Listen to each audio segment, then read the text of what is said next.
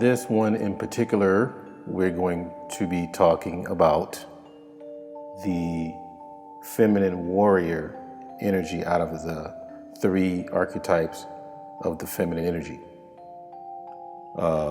This one in particular is the fighting woman, the woman that has a lot of energy to burn. Now remember, I constantly tell people that the female is the personification of a man's spirit, meaning that he cannot be her. So what she's doing is she's projecting from within him. So therefore, if you're looking at woman's nature, it would be spirit, where man's nature would be physical. So therefore, if this man has, that type of feminine energy in him, which he cannot be but can attract, yes, he will be attracting the feminine warrior. Now, let's go into the nature part. The nature part of the feminine warrior is to break things up, shake things up, cause chaos, to restore order. That energy is usually summons under a man not being there, or not a man, but just masculine energy not being there. We have the masculine energy not being strong enough, not helping her to be safe, and so on. So she would need to drum up this testosterone, this masculine energy, in order for her to do the things that she couldn't do in her full, pure feminine energy. So that's the main reason why that would come about. But there are some women that would still be feminine warrior, but don't use it until they need it to use it, right? So there is an overusage of feminine warrior, and that can cause health problems. We'll get into that. Some of the sources, because I'm not just pulling this out my ass, okay? But some of the sources, we're looking at Bastet. That's a warrior goddess. We got Kali Ma. We got Sekima. We have Oya. We have Chandi. And then we have Athena. Look those up and you tell me what you think. Okay, so these are all different things that has to be fed energy. It has to be fed in order to have that energy. Because that energy is so important, because she has a lot of energy to burn, and that energy is predicated on how she does things with the opposite sex. So that means when a man is with the feminine warrior, her job is to make sure that he stays on his toes. She likes fire on his feet. He can't rest until any kind of work is finished. And she has to have some kind of part in it. That's why most of the time the feminine warrior is not good at being a stay-home mom. Look at Shazala in Black Panther and the Dahomey women. Remember how they were with him. They were always in action.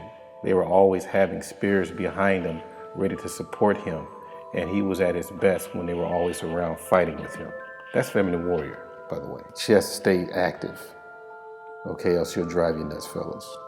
Then the other part too to really, really, really think about is that you're looking at a situation where you would say, hey, I'm going to work on it, or I'm looking into it. So when you tell her things like that, when she's asked for stuff, she's going to not really buy into that. It has to be action, because basically action from a man would always keep her calm. When you're in action mode and you're saying, hey, I got it done, I did this, basically she's more at ease, okay? Because that's what the feminine warrior is calling for, is action. So if you don't take action, she will, okay? That's the thing. She is the one that makes sure that if you can't do the job, she's going to do it, okay? That's why men, in this particular one, when you are stuck with the feminine warrior, you have to deliver. You have to, lift some weights. You have to work on your masculine energy, because that's what keeps her believe it or not, not just keep her in her place, but keeps her in her comfort zone. There's a difference. Now, the problem with feminine warrior is that sometimes they constantly get into that warrior mode and don't come back down. And the reason why they would need to come back down is to heal in that pure feminine space that what man provides. So once she is in that pure feminine space, then she is able to, restore herself, generate more gifts. Once she gets her gifts, and anyone around her would be in a good space as well, because she's magnetic.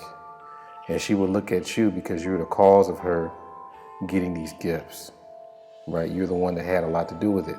I mean, you don't know how women stuff, goes like fully, but at least you know your hand in what you need to do.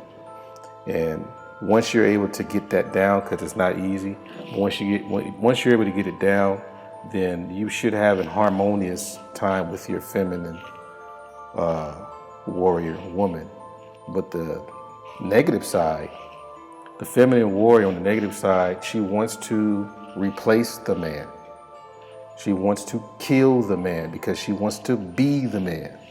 The negative one on the feminine side, for her, she wants to kill the pure feminine because she does not want to return back there. She is too comfortable with the taste of blood and all these different things because she is out of her nature and she likes it.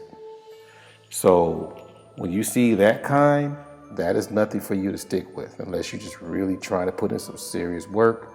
But me, it's not worth it in this society.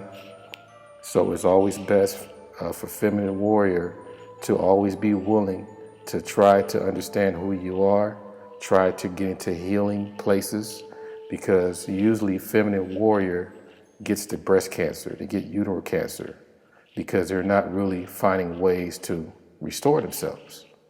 Because when you get too much testosterone in an estrogen full body, then it starts to take over and you start to deteriorate. Okay, so keep those in mind. I hope those things kind of put things in perspective. We're going to go into the other energies a little later.